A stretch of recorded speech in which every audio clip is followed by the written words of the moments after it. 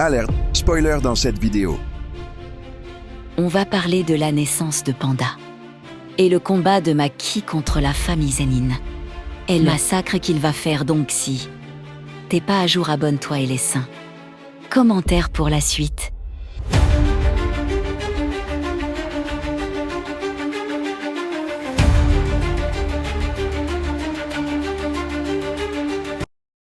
Dans Jujutsu Kaisen, en revenant un peu en arrière, peu après la naissance de Panda, on voit Masamichi enfermé dans sa cellule, les deux mains attachées. Gakuganji explique qu'il est normal qu'un cadavre maudit artificiel fonctionne de manière autonome, car il consomme généralement l'énergie occulte fournie par leur utilisateur. A l'inverse, Panda est un cadavre maudit autonome, capable de générer sa propre énergie occulte. Autrement dit, Masamichi a littéralement créé une forme de vie. À cause de cela, les hauts placés envisageaient de le classer comme fléau de rang spécial et de l'enfermer sous une contrainte à durée indéterminée. Après lui avoir annoncé cela, Gakuganji lui demande comment Panda a été créé, mais Masamichi affirme qu'il n'en sait rien. À l'époque actuelle, Yaga est en fuite, mais se repose tranquillement dans une forêt avec l'une de ses poupées. Le corps maudit est capable de parler et dit à Masamichi que tout le monde s'inquiète de le voir si sombre. Masamichi lui caresse la tête et explique qu'il ne pourra pas rentrer avant longtemps, ajoutant que Maître Tengen protège la forêt dans laquelle il se cache. Après avoir dit qu'il ira bien tout seul, il s'approche d'un arbre dans lequel Yaga ouvre une petite porte. À l'intérieur vivent de nombreux petits cadavres maudits indépendants et inoffensifs. Sachant qu'ils ne le reverront jamais, ils lui disent tout ce qu'il va leur manquer. Pendant ce temps, dans la salle d'isolement de l'école d'exorcisme, Kusakabe tranche les liens de Panda avec son katana. Il lui explique qu'il fait ça pour rembourser une dette envers Masamichi, mais lui demande de ne jamais révéler qui l'a aidé. Un nouveau flashback nous apprend que Masamichi avait créé un cadavre maudit indépendant à partir des informations de l'âme du neveu de Kusakabe. La sœur de Kusakabe avait perdu son fils et n'arrivait plus à vivre sans le soutien émotionnel qu'il lui apportait. Un jour, lorsqu'elle fut amenée devant Yaga, une petite poupée ressemblant à un chien demanda si cette femme était sa mère avant d'affirmer qu'il était un génie après confirmation de Yaga. La sœur de Kusakabe reconnut immédiatement les manières de son fils et sortit instantanément de son état catatonique pour l'enlacer. Après s'être consolé, Masamichi expliqua qu'il ne pouvait pas laisser Takeru, le vrai nom de l'enfant, vivre avec sa mère, car il ne pouvait pas risquer que l'existence d'un cadavre maudit totalement autonome soit révélée. Malgré tout, Kusakabe s'excusa et remercia Masamichi avec une profonde émotion.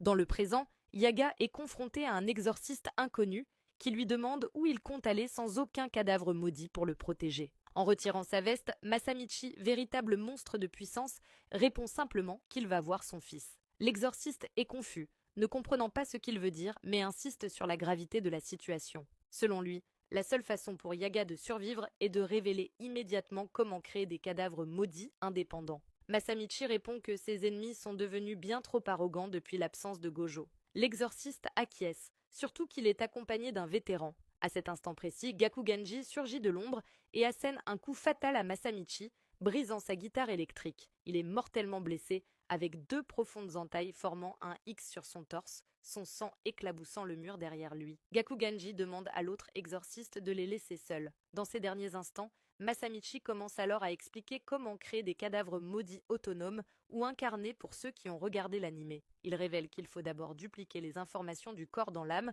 puis insérer ces informations dans le noyau du cadavre maudit. Mais cela ne suffit pas.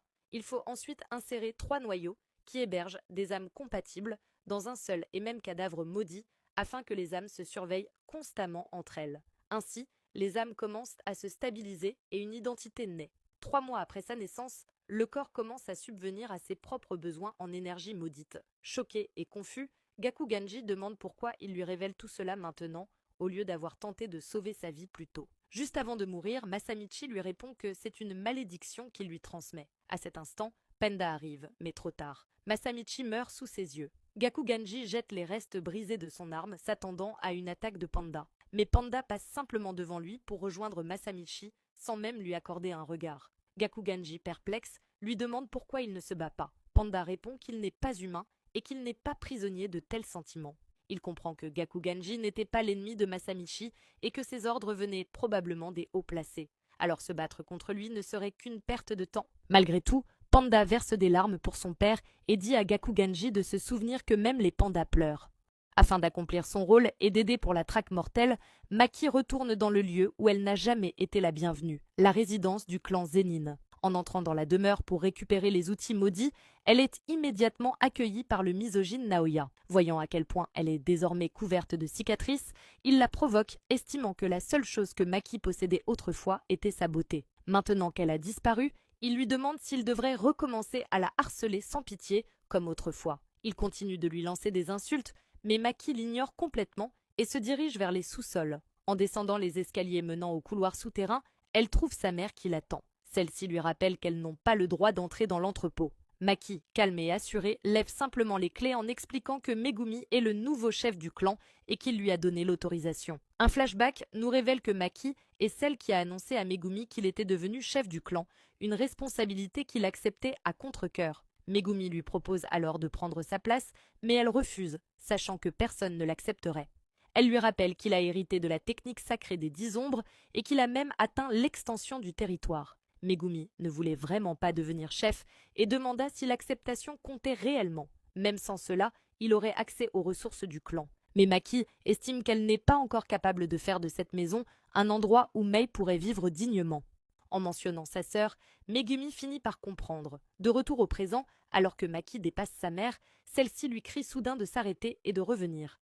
Elle lui reproche son comportement et lui demande au moins une fois de la rendre fière de l'avoir mise au monde. Maki ignore totalement ses supplications et continue jusqu'à atteindre la porte scellant l'entrepôt des outils maudits. Après avoir déverrouillé les chaînes, elle entre enfin et découvre son père assis à l'intérieur sans aucun outil maudit en vue. Son père, lui aussi profondément misogyne, révèle qu'il avait anticipé sa venue et qu'il a vidé l'entrepôt. Il se lève et dévoile alors le corps grièvement blessé de Mai derrière lui. En voyant Maki pour la première fois, Mai l'insulte en la traitant d'idiote d'être venue. Pendant ce temps, Jinichi rejoint Naoya pour lui expliquer la situation.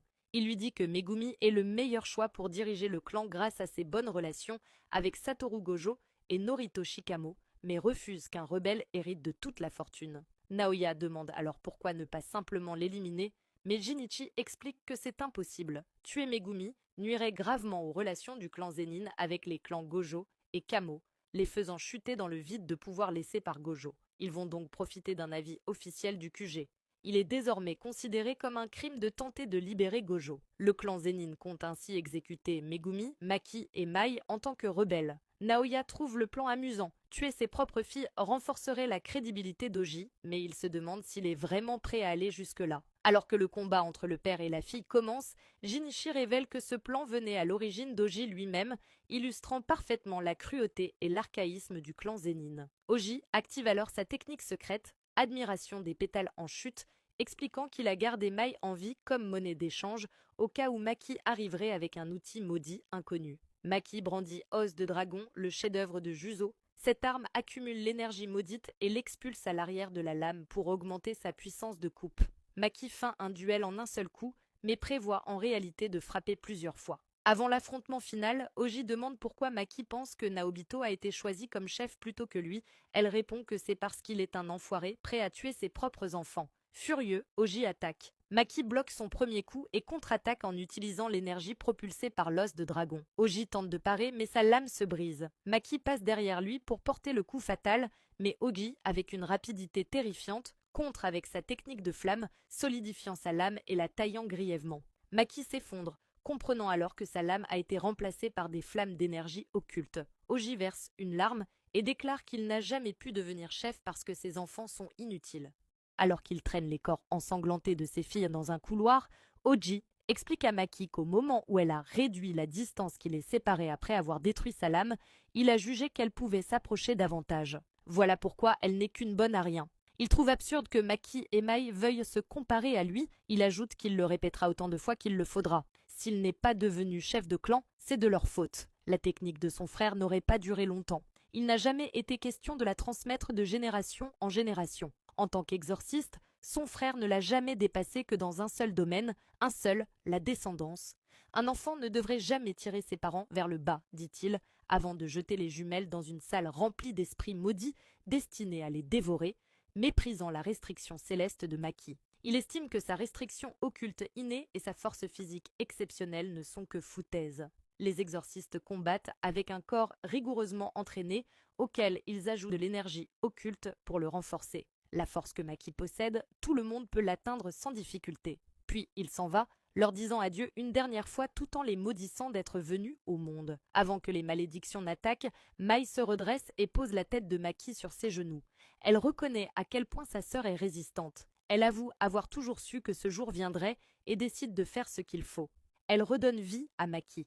Maki se réveille sur une plage comme sauvée de la noyade. Mais lui explique qu'elle va utiliser sa technique de création pour fabriquer quelque chose, mais que cela la tuera. Elle lui dit adieu et lui souhaite une bonne vie. Elle révèle que les jumeaux sont considérés comme une anomalie. Pour gagner quelque chose, il faut sacrifier autre chose, un peu comme l'échange équivalent dans Fullmetal Alchemist.